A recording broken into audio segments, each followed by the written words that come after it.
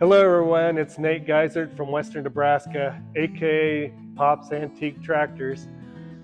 This time around I'm going to be working on this tractor, which is a 1926 Boker D John Deere, and I got to get it ready for its birthday next year, so I just have a few months before it turns 100. So I wanted to get it running, and I've torn it down for the most part, found out all the weak spots on it that I need to rebuild, and for the most part, it's going to be almost a complete rebuild, but I'm not going to go through it step by step like I did on my last project of the 1925 Spoker. I'm going to try to fill in a few of the gaps that I might have overlooked on the last build, like rebuilding the governor. I didn't do that on my last video series because I had already done that a year before I did the series in preparation for rebuilding that tractor. So I want to show that as that's being rebuilt and a few other things. So if you like this content, why make sure you follow me on Facebook and subscribe to my YouTube channel. If you subscribe to my YouTube channel, that way you can go back and look at other episodes that I've done in the past, and it'll help you in your rebuild if you're doing this, and you can see how I might have done something. I'm not saying it was absolutely the correct way to do it, but with my experience, that's the best I know. So I thought I should videotape some of this so it would be saved for people that have questions about how to rebuild these tractors. So with that, I'm going to give you a little overview of this tractor, what I found out as I took it apart, and kind of give you an update on where I'm at right now. So as you can see, it's got a spoked flywheel, and the crankshaft is still in it, and I need to take that out because the crank gear is pretty sharp in here.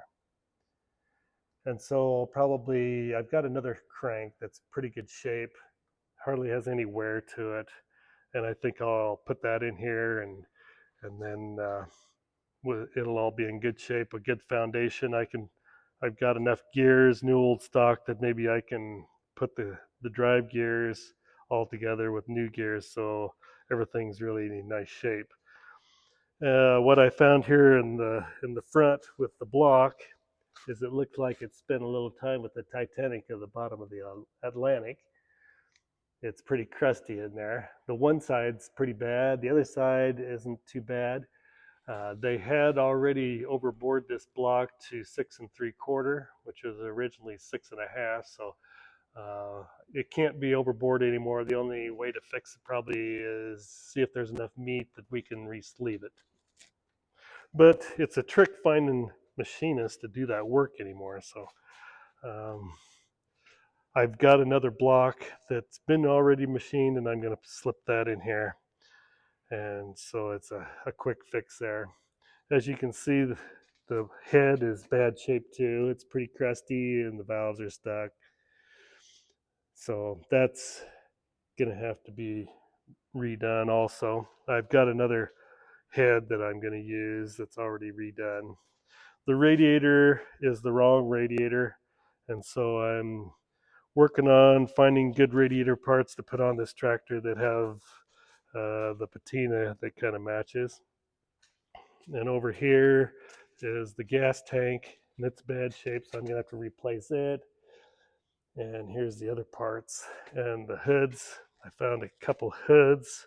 One was on it, the other one I found, and they both have some of the stenciling left on them, so that's going to be kind of neat. And an air cleaner that I've rebuilt.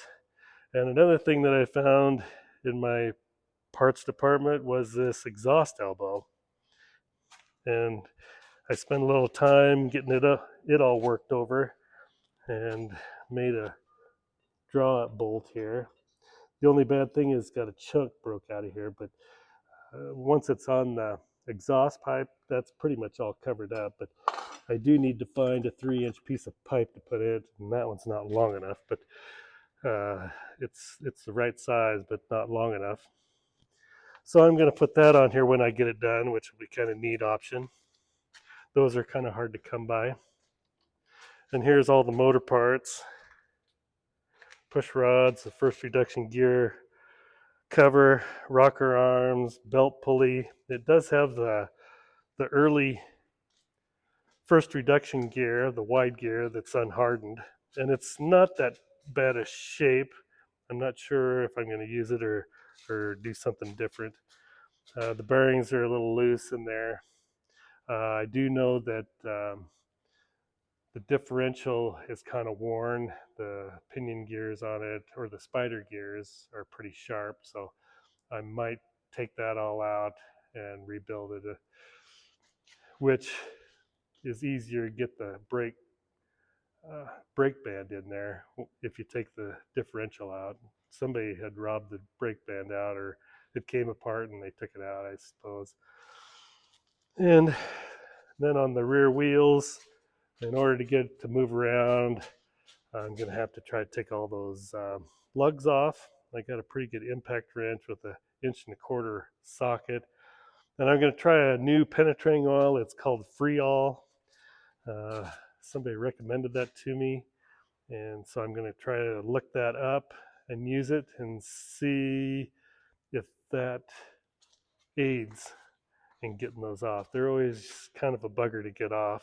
These don't look terribly rusty, not like the inside of the block, but I think they'll probably come off pretty easily. But I'm going to try that Freol penetrating oil. On the rear fenders, I did already straighten those out more or less. Found an original set that kind of matches the patina, and then straightened out the rear fender bracket. I do have to put a rivet in here yet, but for the most part, I'm not going to be touching much back here, I think, except putting in the floorboards. And it's mostly the front end of the tractor that's going to be rebuilt.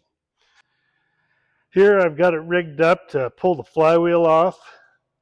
I'm sure there's better ways, but it takes a little bit to get it rigged up. But I'm pulling on 2 spokes on each side instead of just pulling on 1 spoke. See, I got the chain running back behind there. So each pull on each side is behind 2 spokes, so I don't break that wheel. And then on the other side, I'm pulling off the first reduction gear. And that's a Posi-Lock gear puller. Pretty good sized one. It was on there pretty good, but I'm just about to the end of it where it's going to come off. So I wanted to show you that. And maybe I'll put this in the stand and we'll see if we can pull the flywheel off. So if you're interested in this kind of content, keep watching, and I'll post an episode every now and then on my progress.